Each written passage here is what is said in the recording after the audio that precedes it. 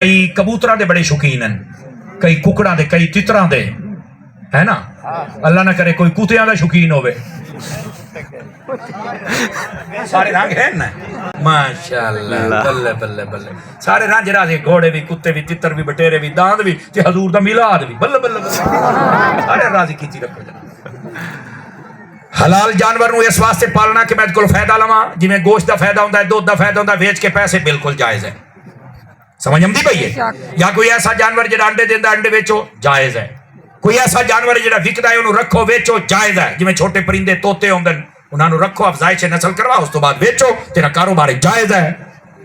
सुभान अल्लाह। शौकिया तौर पे उलमा ने मना फरमाया, क्यों फरमाया? तेरा दिल उन्हां दे विच लगा रहा सी जेड़ा टाइम उन्हां नूं देना कुरान नूं दे। सुभान अल्लाह। अल्लाहु अकबर।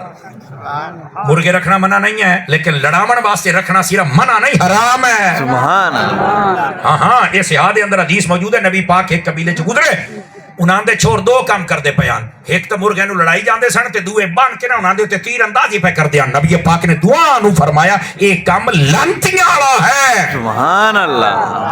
केड़ा है? लांतियां। 5-4 बंदे बोले हो, सारे हाजी लगदे हो। मैं सुभान अल्लाह। काम छड़ दे, लांतियां वाला काम।